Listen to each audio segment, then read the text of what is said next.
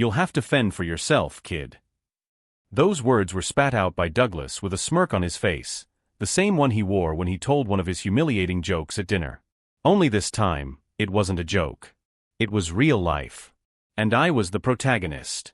The SUV's engine roared, the tires swallowed the dusty road, and in a few seconds, I was alone in the middle of nowhere. Nothing. A truck stop in some forgotten part of Montana, no GPS signal, no internet, and my cell phone battery flashing 9%. My name is Liam, I'm 29 years old, and that was the moment I realized with frightening clarity that I wasn't part of that family. I was just a target in a toxic cycle they called tradition. 3 days earlier, I had believed that this trip was a good idea. A long weekend at the country house of my fiancée, Jess's family. She swore it would be good for all of us. That Douglas, despite being provocative, had a soft heart. That if I got to know him better, I would understand that behind the tough exterior there was respect. That his acid humor was just a mechanism. A way of testing others. I was about to marry Jess. Of course I wanted to try. At first, the atmosphere was bearable. Light conversation, the occasional snide comment. Douglas teased me about my profession. Graphic designer, huh? So you basically paint with a mouse. I smiled. I pretended it didn't hurt. I was used to it. But over time, the teasing began to take its toll. And it was aimed at me. Do you always talk so softly? You sound like a bookstore clerk. Need help opening that bottle, Liam? Aren't you ashamed to wear sneakers with those pants? The others laughed. Even Jess. Sometimes with a guilty look, sometimes trying to signal me with her eyes, don't take it seriously. But how could I not? Mealtimes turned into interrogation sessions disguised as jokes. Her brother Connor brought up topics about real men, while comparing my posture to that of someone who lives in a meditation tutorial. Her mother Veronica pretended to be neutral, but she let out smiles whenever Douglas put me down. And Jess, well, she said I needed to be more resilient. That it was part of the package of joining the family. The road to Idaho was already on its second day when everything really exploded. The morning had started strangely calm. Douglas was quieter than usual. He even offered me coffee for breakfast. Connor didn't say a word for the first 2 hours of the trip. Veronica complimented the soundtrack I had put on in the car. It was weird. I should have smelled the ambush in the air. When Douglas announced that we would stop to fill up and stretch our legs, I was relieved. I thought their silence meant the charade was over. That maybe they were giving me a break. That I had finally earned some respect. The gas station was one of those lost in time and nowhere. 2 gas pumps, a dusty snack bar, and a flickering neon sign. I went in to buy bottles of water and a bag of chips. When I came back, the car was gone. I looked around. I walked around the building. I called Jess's name out loud. I thought, maybe they went for a drive, to get something at the diner next door. My cell phone was shaking in my hands. I called. Nothing. I called again. Voicemail. I tried Jess's number. Then Connor's. Veronica's. Douglas. Nothing. It was only when the family WhatsApp group vibrated that it all became clear. A video recorded from the back seat showed all of them laughing, Jess behind the wheel, Douglas filming. Let's see if the art genius can handle himself. Consider this a test, Liam. The caption? Basic survival. Good luck, champ. This wasn't a scare. It wasn't a bad joke. It was a statement. They thought I was a joke. An experiment. And worse, Jess was in the middle of it. Driving. Laughing. The pain that rose in my throat was quick and sharp. I pulled up to the gas station wall, breathing heavily, trying to process. One of the attendants looked over from a distance, scratched his head, and went back to fiddling with the pumps. The world around me went on as normal.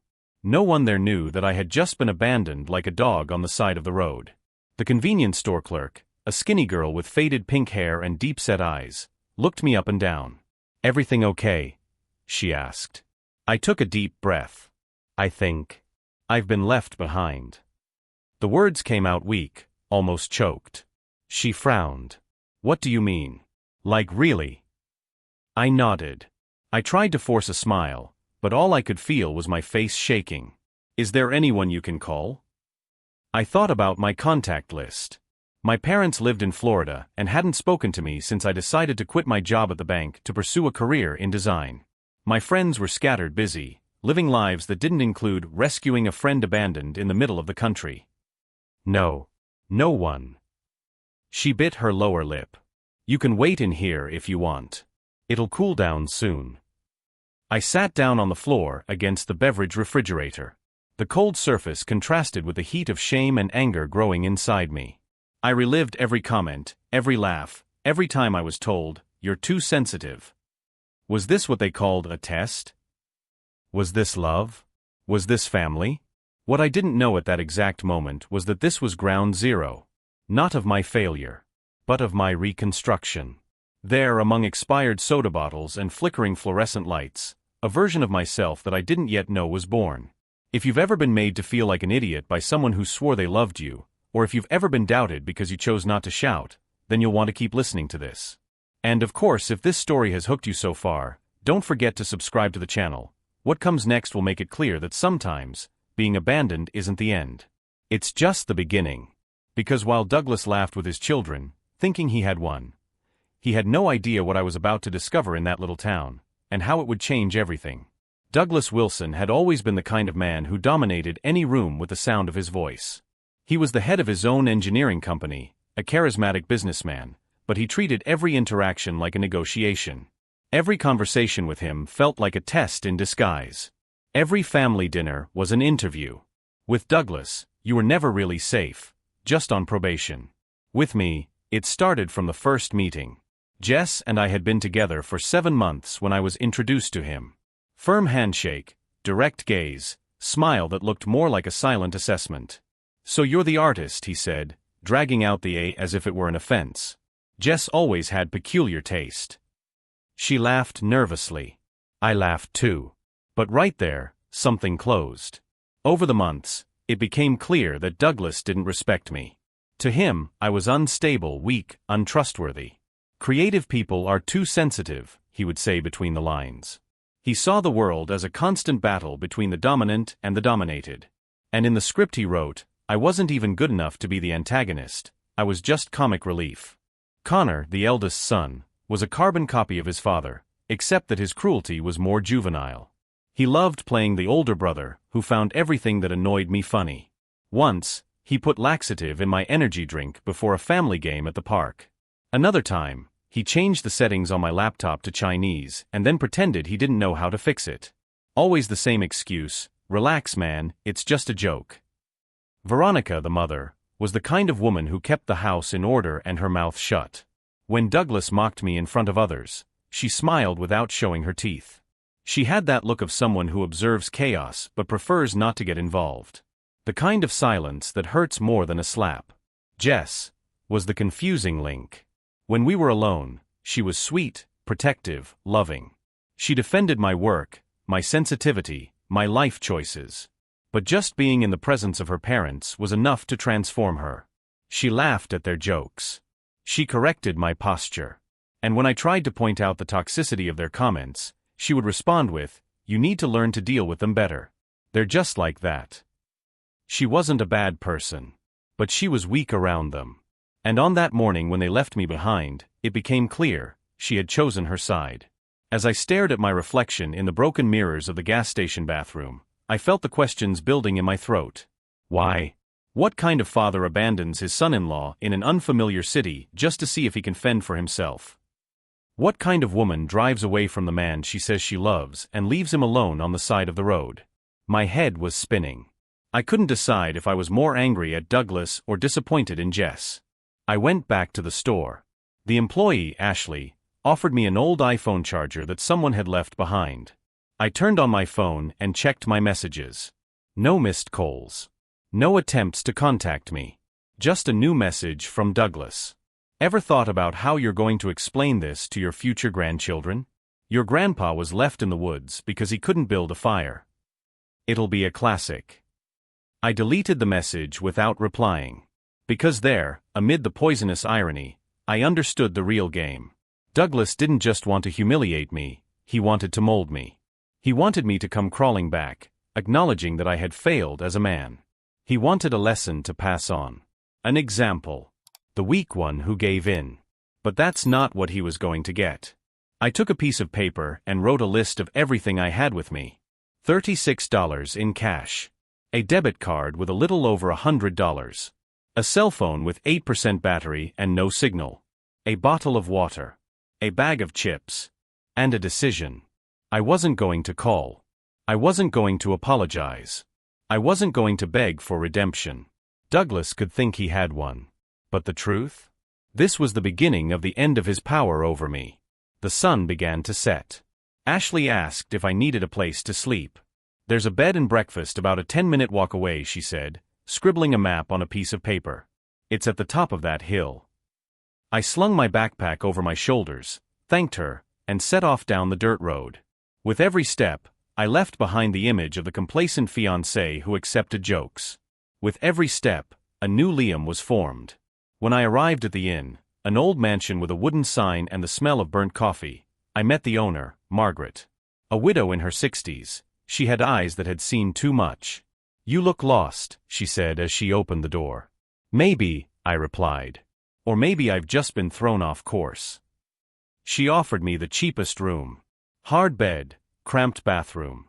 But it was the safest place I had slept in months. That night, lying on the yellow ceiling, I made a silent promise. This would not end in silence. And when I started over, it wouldn't be just for me. Because Douglas had no idea that the only thing more dangerous than someone humiliated was someone humiliated with time, motivation, and talent. The next day, something happened at that inn that completely changed the direction of my plan. And when Margaret introduced me to someone from town, well, the game started to turn around. I woke up the next day with a sore body but a restless mind. Margaret's inn smelled of toast and freshly brewed coffee, and for the first time in a long time, I felt like I was in a place where no one expected me to perform a version of myself. She greeted me in the kitchen with a plate of scrambled eggs, lightly toasted bread, and a curious look. "You look like you're carrying a lot of baggage for someone so young," she said bluntly. I was silent for a few seconds. Then I shook my head. Maybe. Or maybe I just took the right blow at the wrong time. Margaret laughed softly, almost conspiratorially. Or at the right time. While I ate, she mentioned a friend of hers who might be able to help me. He has a computer repair shop nearby, but he also works with technology, design, modern stuff like that. He's always saying that this town needs more creative people who know how to work with social media and make decent art. His name is Nate. I wrote down the address on a folded piece of paper and went there at the end of the morning. Nate's workshop was a mix of an electronics repair shop, an alternative stationery store, and an internet cafe. He was a man with stubble in his 30s, wearing a black t-shirt and holding an old laptop. When I explained my situation, I omitted the details of being abandoned, saying only that I was starting over. He seemed genuinely interested. "Do you have a portfolio?" he asked. "Yes," I replied, pulling out my cell phone and hoping the shop's internet would work. I showed him some branding projects, flyers, digital illustrations. Nate clicked, zoomed in, frowned, in a good way. "You're good," he said, sincerely. "And the city needs someone who understands visuals. Most businesses around here still use logos made in Word." He offered me 2 projects almost immediately, redesigning the facade of a local cafe and revamping the visual identity of the annual community fair. It wasn't much money, but it was enough to keep me going for a few days, and more importantly, it gave me a reason to stay. As the days went by, my presence there began to make sense. Margaret became a kind of silent mentor, offering veiled advice between cups of tea. Nate introduced me to the town's network of small business owners, and I began to fit in. Little by little, the place where I had been abandoned became just a dot on the map. And the name Douglas, which had once made me grind my teeth, began to fuel a different kind of energy. It was no longer pain. It was strategy. A month later, I had 4 regular clients, slept peacefully, and was beginning to feel free. That's when I got Jess's email. Subject: "Can we talk?" It took me an hour to open it. When I finally did, I read every word as if I were holding a lit match between my fingertips. "Liam, I'm trying to understand everything that happened. I swear I didn't know they would do that. I thought it was just another stupid provocation, like always. I never imagined they would really leave you. When I realized you weren't joking, that you weren't going to call, I got scared. And I stayed silent. It destroyed me. She ended by saying she loved me, that she wanted to talk, that she was willing to leave her family if I said I still wanted us. I closed the notebook. I walked over to the window of the inn and stared at the sunset. The small town breathed a comfortable, almost intimate silence. Margaret was watering the plants on the porch. Nate had sent me an audio message half an hour earlier asking about an idea for a new project. And me? I was changing. For the first time, not because someone was forcing me to, but because I chose to. I didn't reply to Jess's email. Not yet. Something inside me told me I needed more. Douglas didn't send any messages. But I knew he was watching. A mutual friend, a former college classmate, sent me a screenshot of a post Douglas had made on LinkedIn, a photo of him with Connor in front of the family business, with the caption "Real men take care of their own. The weak? Well, life takes care of them." I read that more than 10 times. That's when I realized that my absence wasn't enough.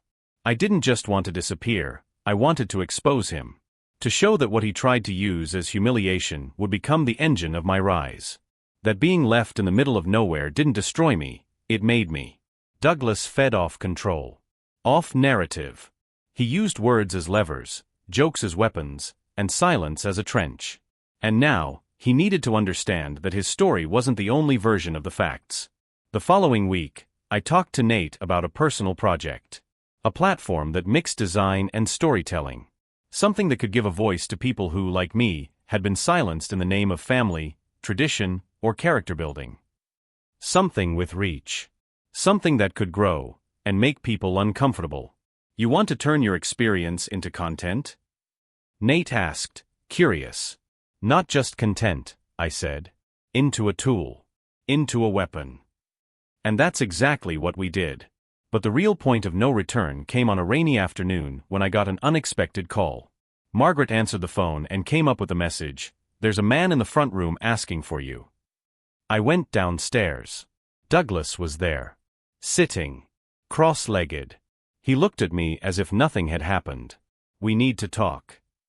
And it was there, with my eyes fixed on his and the past pulsing between us, that I understood, the hardest part was yet to come. But the board was now mine. Douglas didn't apologize. There was no "I was wrong," much less "I regret it." Just that usual clinical look, as if he were evaluating the performance of an employee he would fire with a false compliment at the door.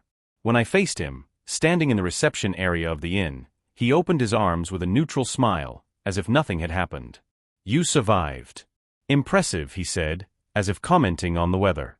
Margaret, sensitive to the atmosphere, served 2 coffees and left discreetly. I remained standing. I wanted to make it clear from the outset that he was not in control. "Do you think this is a game?" I asked. "No. I think it's a process. You passed, Liam. I proved what I needed to prove. You're stronger than you looked. You left me at a gas station, Douglas." "Exactly. And look at you, you blossomed." The audacity was surreal. He really believed that what he did was some kind of lesson. That the trauma he caused shaped me for the better. The moral distortion was so great that it was almost comical. But in that moment, I understood something crucial. Douglas needed to convince himself that he was still on top. That his game had a purpose. He needed to believe that to justify the guilt he was probably trying to sweep under the rug with his usual cynicism. And I let him. I let him talk. I let him sink into his own narratives, because every word he said only validated the strategy one had been building for weeks. After he left, with no real progress, just an inflated ego, I went back to my room at the inn and sat down at the desk. I opened my notebook, where I had jotted down my plan, Project Counter-Narrative. It all started with a conversation with Nate, weeks earlier. While drinking coffee on the porch of his workshop, I talked about the need to tell my story, but not just mine. The stories of so many others who, like me, were made fun of, made invisible within abusive family structures disguised as tradition. "You want to start a blog?" he asked, somewhat skeptical. "No. I want to create a platform. A safe space. Something that allows people to transform pain into stories, and stories into power." Nate liked challenges. With a simple server, we set up the website. I named it FIL Cut Thread. An anonymous space to share stories of abandonment, family humiliation, emotional contempt. Stories like mine. But also other voices. I published the first entry as L. It was my story in chronicle form, with names changed, places altered, but with the emotion intact. The story of a man left behind by his in-laws, who decided not to return. Not to seek revenge, but to rebuild himself. In less than a week, we received the first stories. From women disinherited for breaking patterns. From men humiliated by parents and in-laws who thought sensitivity was weakness. LGBTQ+ youth rejected by their families. The site grew faster than we expected. The local press took notice. Then a YouTube channel made a video about FIL Courtadou. When the story appeared on a progressive blog with over 100,000 monthly readers, it exploded. Douglas noticed. First came the silence. Then the counterattack. Jess sent me a message, "You're behind that website, aren't you?" I ignored it. 2 days later, Nate received a formal email from a law firm, request for removal of defamatory content, under penalty of legal action. No specific names were mentioned, but the accusation was clear. Douglas felt the blow. What he didn't know was that we were prepared. All published statements had been consented to. No real identities were exposed. And I had proof. Printouts, audio recordings, videos. Sexist comments, abusive phrases, violent statements disguised as jokes, all documented. Not as a plan for revenge, but as a precaution. And now, they would serve as a shield and ammunition if he decided to go further. As FIL Courtadou established itself as a support network, I gained space in the local community. I started teaching accessible design workshops for small businesses. I helped Margaret redesign her inn's identity. The new logo even got featured on a regional tourism blog. Little by little, my story went from raw pain to an admired journey. And then Jess called. I didn't answer. She left a voicemail. "Liam, I know my father hurt you. But you're hurting me now too. I loved you. I still do. I just didn't know how to act. I was trapped." There was a time when those words would have destroyed me. Now, they only confirmed that she had never been able to break out of the cycle, and that I had finally left it behind. Douglas, on the other hand, didn't deal well with loss of power. Passive-aggressive posts on LinkedIn, veiled comments at company meetings, attempts to control the narrative. He said that social media was filling people's heads with lies. But you only had to read a paragraph of FIL Courtadou to understand that there was no fiction there. Just courage. And in the midst of all this, something unexpected happened. I was invited to speak at a state conference on emotional support networks and purposeful design. The organizer discovered my work through the website. I accepted. I created a presentation that mixed art and testimony. And there, for the first time, I told my story publicly. With my name. Liam Bennett, designer and founder of the FIL Courtadou network. It was liberating. A definitive break. A line drawn in the sand between the man I was and the man I was becoming. That night, back at the inn, Nate showed me the number of hits on the website, over 600,000 in 2 months. Margaret brought me a celebratory cake. And I sat on the porch alone, looking at the night sky of the city that had welcomed me. Douglas thought he had won the day he left me at a gas station. That he had broken me. That he had tested me and that I would shut up. But what he didn't realize was that by trying to silence me, he pushed me onto the stage. By trying to ridicule me, he gave me a microphone. And now it was my turn to speak. But what happened at his company dinner changed everything, and hastened the end that I no longer needed to engineer. He dug his own grave. All that was left was to watch him fall. The invitation arrived with all the trappings of an impeccable corporate event: clean fonts, institutional colors, carefully polished language. Wilson & Sons Engineering invites you to its annual celebration dinner. I knew it was Douglas's work.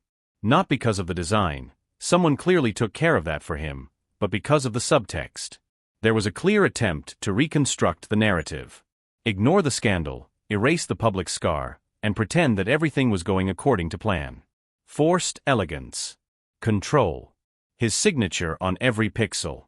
The difference now was that I was no longer afraid. I confirmed my attendance. But before that, I made a few phone calls. I spoke with the event's production team, with the keynote speaker, an executive I had met at the conference where I told my story, and with tact and sincerity, asked for a few words. A closing speech. Not as a form of revenge, but as a testimony. He agreed. He didn't know the history, but he knew the impact of FIL Cortadou. He wanted something inspiring. Little did he know what he was about to get. I arrived at the event early. The hall was packed. Tables with white flower arrangements, waiters handing out wine glasses, instrumental music playing in the background. The guests, businesspeople, partners, local politicians, circled among themselves as if nothing could affect that bubble of stability. I wore a navy blue blazer Nate had lent me. Discreet leather shoes. My hair was neatly combed. I looked like someone who was finally comfortable in his own skin. Douglas saw me from afar. And for a moment, he hesitated. The formal smile appeared quickly, but his eyes betrayed his surprise. Or perhaps discomfort. "Liam," he said, extending his hand. "I'm glad you came." "Of course. I wouldn't miss it for anything," I replied. I touched his hand formally and moved away before he could strike up a conversation. Jess was further back, next to Connor. She gave me a look that was hard to decipher. Part regret, part longing. I just waved from afar. Dinner followed protocol, a light appetizer, a main course too elaborate to taste, a forgettable dessert. The wine was excellent, of course. Then came the speeches. The chairman of the board spoke about innovation with tradition. A project manager praised the strength of leadership that formed the ethical foundation of the company. Each sentence seemed to have been written by a legal committee. Everything was tailored to rehabilitate Douglas' image without mentioning his name. And then I was called to the stage. The presenter introduced me as founder of one of today's most important corporate emotional support initiatives, a title that, until recently, I would have found exaggerated. Now it seemed appropriate. I walked up calmly. The lights no longer blinded me. I could see their faces. And they could see me. "Good evening," I began. "My name is Liam Bennett. I'm a designer, creative consultant, and founder of the FIL Cortadou platform. And before anything else, I'm someone who has learned in the most painful and transformative way what it means to be silenced, ridiculed, and discarded." Silence immediately fell. Some time ago, I was left. Literally. In an unknown state. Without transportation. Without warning. Without anyone. A situation that would be comical, if it weren't traumatic. They called it a test. A joke. A life lesson. But it wasn't. It was abuse. Someone coughed. A glass clinked. This experience led me to create a space where other people could tell similar stories. Stories of emotional violence disguised as tradition. Of family pranks that are actually mechanisms of control and humiliation. Stories like mine. And thousands of others. I projected a slide with the FIL Cortadou logo. Today, this project has over 600,000 hits. We receive reports from every state in the country. And they all say, in one way or another, I thought it was just me. I paused. I looked around the room. The discomfort was palpable. Douglas was motionless. Connor was looking at his cell phone. Jess had her eyes fixed on me, as if trying to absorb every word. And that's why I'm here. Not to expose names. But to show that even when they try to break us, we can turn ruin into foundation. Pain into purpose. Silence into a platform. Last slide, FIL Cortadou, because no one else has the right to define your worth. Applause. At first, timid. But then louder. Real. Genuine. I stepped off the stage with a warm body and a light mind. I passed Douglas. He didn't look at me. Jess tried to approach me. I shook my head, a gentle but firm no. I kept walking. That night, my name became a trending topic on Twitter. The video was posted by one of the participants and spread like wildfire. News sites captured the speech. Business blogs commented on it. Interviews were requested. Invitations poured in. But the most impactful response did not come from the internet. It came from Wilson & Sons itself. 4 days later, the company's board released an official statement, by unanimous decision, Douglas Wilson will be removed from his executive duties for an indefinite period due to conduct incompatible with the company's institutional values. He fell. Not because of my direct action, but because, in the end, the mask could no longer sustain the character. Jess sent me one last email. You were braver than I could ever be. I hope you find everything you deserve. I'm trying to start over. I read it. But I didn't reply. Because there, at that moment, I understood, it was no longer about Douglas, nor about her. It was about me. About who I chose to become when everything pointed to destruction. The revenge he thought he was orchestrating turned into a mirror. And he was forced to look at himself, uncontrolled, without applause, without editing. 2 months after the night I exposed Douglas in front of his own audience, I received a letter from Chicago. It was a thick envelope with textured paper and the crest of a law firm known for managing corporate family estates. The kind of paper that usually carries power, control, or in this case, the final unfolding of a cycle that seemed endless. I opened it carefully. Inside, along with legal documentation, was a short letter. Mr. Liam Bennett, we inform you that, by decision of the founding partners of Wilson & Sons Engineering, the net worth of the company, after the partial sale of assets, will be redistributed among the formal heirs, and Mr. Bennett, considered by Douglas Wilson to be an integral part of the family structure during his engagement to Mrs. Jessica Wilson. I laughed. Low. Dry. I didn't even need a wedding ring to become the heir to an empire that kicked me like trash. It was symbolic. And ironic at the same time. The amount was substantial. Not enough to change the world, but more than enough to rewrite my own. Along with the papers was a handwritten letter. Veronica's steady handwriting jumped off the page with that familiar passive-aggressive tone. But something had changed. Liam. You were hurt by us in ways I am only now beginning to understand. Douglas rarely admits to mistakes, but the inclusion of your name in this sharing was his. I may not say it out loud, but it's the clearest apology I've ever seen come out of him. I hope that wherever you are well. With regret, V. I read the letter 3 times. There was no strong emotion. There was no catharsis. Just a calm acceptance. Because the truth is, at that point, I had already become someone who no longer needed that recognition. He was expendable. I used part of the money to expand FIL Cortadou. We rented a physical space in the city, created in-person workshops, began training partner therapists, and Nate became my official partner. Margaret retired for good, but she shows up from time to have coffee and give unsolicited advice. She is officially our honorary advisor. The project became a national reference in emotional health for young adults. It became a topic at seminars, was invited to participate in HR conferences, and even inspired government initiatives to support victims of psychological violence. We turned silence into movement. But I didn't stop there. I started working with small businesses to create healthy organizational cultures. Family businesses, too.